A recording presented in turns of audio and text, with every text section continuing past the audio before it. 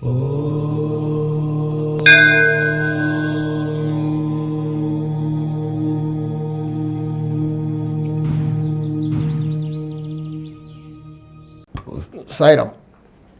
విశ్వకర్మ వాస్తు YouTube ఛానల్కి స్వాగతం. నేను మీ విశ్వకర్మ. ప్రతి ఇంట్లో కూడా ఒక సంప అంటూ అవసరం. Water sump. పెద్ద ఇల్లో చిన్న ఇల్లో ఏదున్నా సంప ఎక్కడ కడతాం మనం? జనరల్గా ఫండమెంటల్ ఏం చెప్తుంది? తూర్పులో ఈశాన్యం దగ్గరగా, ఆగ్నేయం దూరంగా, ఉత్తరంలో ఉత్తర ఈశాన్యం దగ్గరగా, ఉత్తర వాయుం దూరంగా, ఉత్తరంలో మధ్యలో వచ్చేలాగా సంపులు కట్టుకోవచ్చు. కానీ ఇక్కడ నేను టెక్నికల్ ఆస్పెక్ట్ కూడా చెప్పదలుచుకున్నాను. ఎందుకంటే చాలా చోట్ల ఇది గమనిస్తున్నాను కాబట్టి. టెక్నికల్గా ఉత్తరంలోనో లేకపోతే తూర్పులోనో ఒక సంపు ప్లాన్ చేసుకున్నాం అనుకోండి. ఖాళీ స్థలం తక్కువ వదులుకున్నాం. అక్కడ ఉత్తరంలో ఒక 5 ఫీటే ఉంది, లేదా 3 ఫీటే ఉంది, అలాగే తూర్పులో కూడా ఒక 3 ఫీటో 2 ఫీటో ఉందనుకోండి. వెస్ట్ ఫేసింగ్ హౌసెస్కి ఇలాంటి ప్రాబ్లమ్స్ వస్తూ ఉంటాయి. సౌత్ ఫేసింగ్ హౌసెస్కి, వెస్ట్ ఫేసింగ్ హౌసెస్కి.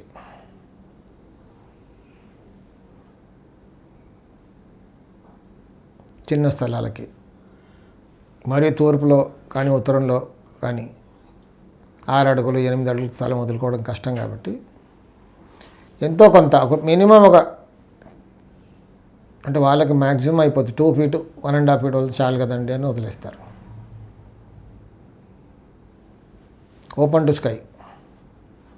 ఇక్కడ ప్రాబ్లం ఎక్కడ వస్తుందంటే టెక్నికల్గా సంపు కట్టుకోవాలి. ఇప్పుడు సరే తూర్పులో సంపు ప్లాన్ చేసుకున్నాం, కొంచెం బయటకు ఉంటుంది, కొంచెం రూఫ్ లోపలికి వస్తుంది. అక్కడ ఒక ఇంటికి కాలం కూడా ఉంటుంది. బిల్డింగ్ కాలం అంటే పిల్లర్.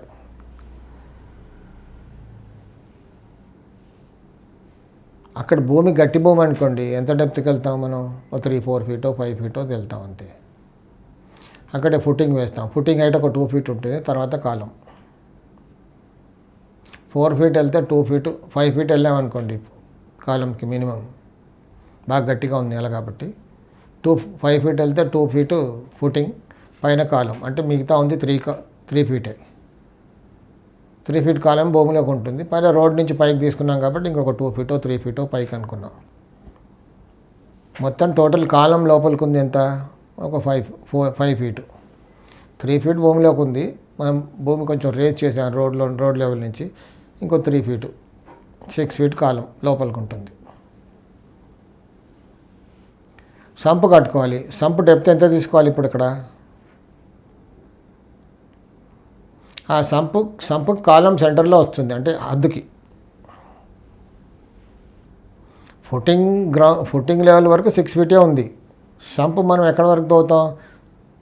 సంపు డెప్త్ ఉండాలి. లోపల పీసీసీ వేస్తాం, కాంక్రీట్ వేస్తాం, అంత పీసీసీ చేయాలి, వాటర్ సీపేజ్ ఉండకుండా, ఇంకిపోకుండా. సో దాంతో ఒక 1 ఫీటో 9 ఇంచెస్ పోతుంది. సో మీరు 7 ఫీట్ తవ్వేశారనుకోండి, ఫుటింగ్ కంటే కిందికి వెళ్ళిపోతాం మనం. అప్పుడు కొంచెం ఫుటింగ్ వీక్ అయిపోద్ది. 8 ఫీట్ వెళ్తే కూడా ఇంకా వీక్ అయిపోద్ది. ఫుటింగ్ అసలు బలం సపోర్ట్ ఏమి ఉండదు అక్కడ. ఇంకా దానిపైన మట్టి ఏముంటుంది? ఏమి ఉండదు. ఇది ఒక టెక్నికల్ ప్రాబ్లం ఇది.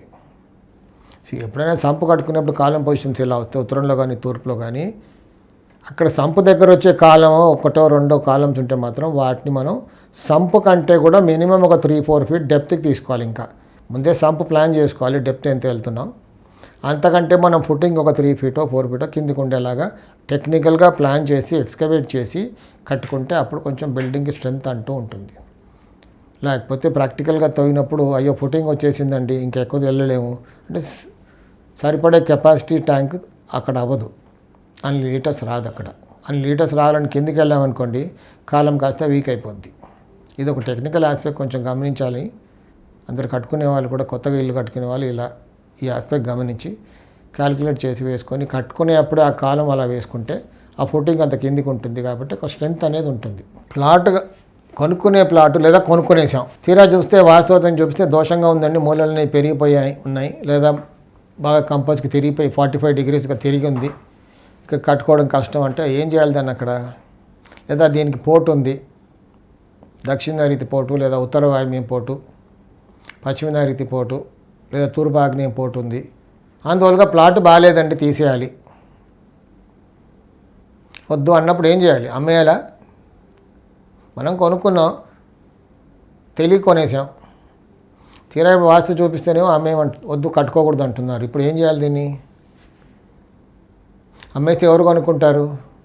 ఎందుకంటే అందరూ వాస్తు అని అంటున్నారు కదా. మరి ఇంత దోషంగా ఉన్న ప్లాట్ని ఎవరు కొంటారండి?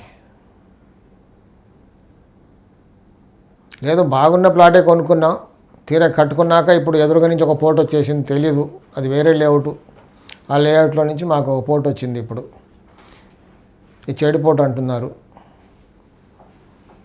ఇక్కడ ఉండకూడదు అంటున్నారు. మరి ఏం చేయాలి ఇప్పుడు? దీనికి ఏం పరిష్కారం లేదని చెప్తున్నారు.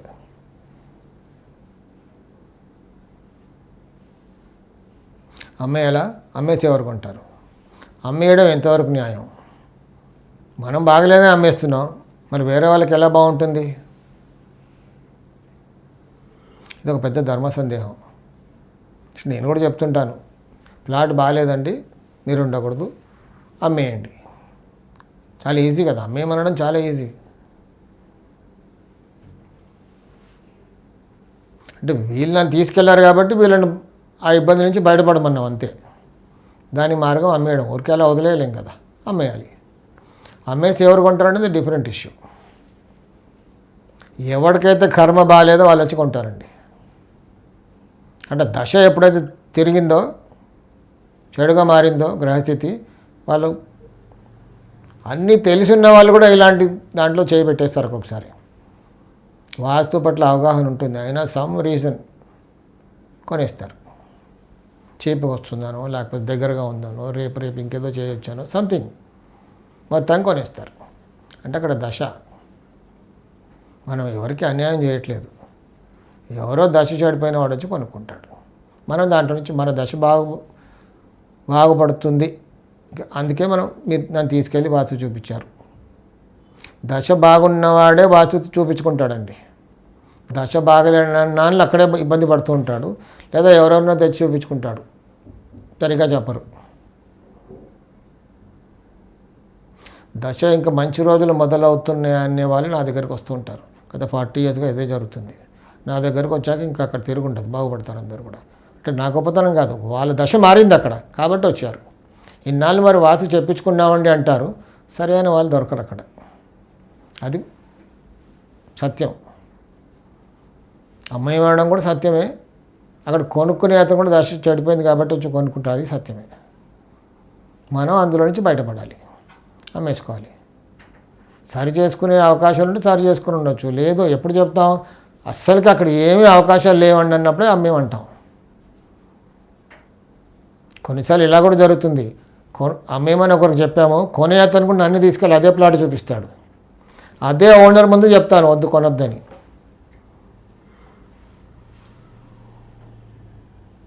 అక్కడ ఓనర్ ఆశ్చర్యపడతాడు, ఏంటంటే నన్ను అమ్మేమన్నారు అతన్ని కొనొద్దు అంటున్నారండి. నీకు న్యాయం చేశాను, అతనికి న్యాయం చేయాలి కదా. సమయం చెడిపోయిన వాళ్ళు వచ్చి కొనుక్కుంటారు, నన్ను తీసుకురారు. అప్పుడు ఎవరినో తీసుకొస్తారో లేదా వాళ్ళే తర్వాత చూసుకుందాం లేదా తర్వాత చీప్కి వస్తుందని కొనేస్తారు, ఇన్వెస్ట్మెంట్ అని కొనేస్తారు. అలా వస్తుంటారు, అలా జరుగుతూనే ఉంటాయి అవి. ఇది సత్యం. సాయి రక్ష.